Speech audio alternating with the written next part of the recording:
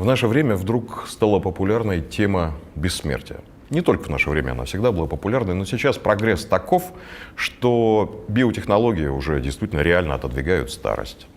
А в последнее время заговорили о том, что при новых технологиях будет возможно просто буквально скопировать личность человека на компьютер, а потом в будущем придать какому-то другому человеку все характеристики этой личности. Вот насколько это беспокоит или не беспокоит церковь? Вот вы знаете, дьявол все переворачивает с ног на голову. Ведь в Евангелии, в Слове Божьем, даже, кажется, в Ветхом Завете, в «Премудростях Соломоновых» сказано, что человек создан для нетления, то есть для бессмертия. Это замысел Божий. И Господь сотворил человека с бессмертной душой. То есть бессмертие присутствует в природе человека. Но речь идет о бессмертии человеческого духа, о бессмертии человеческой души. Ну вот, а желание сделать бессмертным человеческое тело, оно, конечно, отрицает само бессмертие души. Зачем стремиться к бессмертию тела, если бессмертна твоя душа? Но по элику никакой души не существует, и ничего за гробом не существует, но давайте сделаем бессмертным человеческое тело. Ну, пустая затея, пустая затея. Можно продлить человеческую жизнь.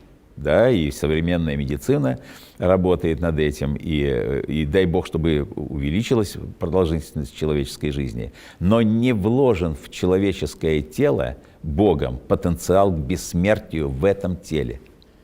Но когда мы умрем, мы не умрем, но, как говорит Слово Божие, все изменимся во мгновение ока, во последней трубе. Вострубит бы, ангел вострубит, когда наконец будет история.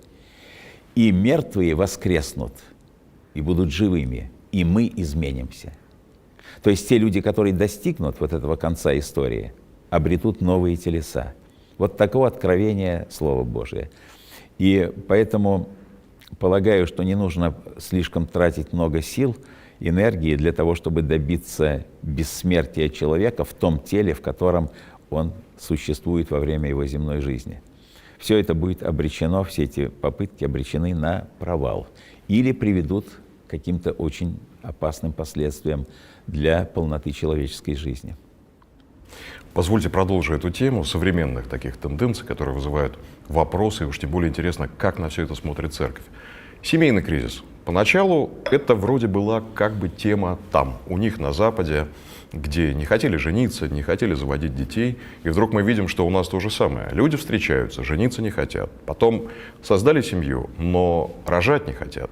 А в последнее время вдруг заговорили о том, что человечество на пороге создания искусственной утробы, которая избавит женщин от боли при деторождении, поправит демографические проблемы и так далее. Вот не знаю, как это для вас прозвучит, но можем ли мы представить такой мир, где женщины вдруг перестанут рожать? Если это произойдет, сохрани Бог, конечно, то мир, человек, человеческая личность потеряет какое-то свое самое основное измерение. Ведь что такое тайна рождения? Во-первых, это тайна любви. Когда любовь двух людей, объединившихся, как Слово Божие говорит, в одно тело, в одну душу, становится источником жизни для другого. Божий замысел. Вокруг этого замысла ведь сформирован огромный пласт человеческой культуры. Литература, изобразительное искусство, поэзия. Все как бы вокруг вот этой тайны человеческой любви, которая всегда разрешается появлением новой человеческой жизни. Ну и что, заменить это все механизмом, машиной? Ну, если даже это когда-то и произойдет, то это будет означать конец человека, как человека разумного. Это будет означать в каком-то смысле конец человеческой цивилизации, потому что это дьявольское через человека покушение на божественную власть. Я думаю, что это несовместимо с силой Божией и с Божьим замыслом о мире человека. И если такое произойдет, то это будет означать приближение к концу человеческой истории. Да сохранит нас бы Господь от приближения этой страшной перспективы. Соглашусь, вот на все 100%.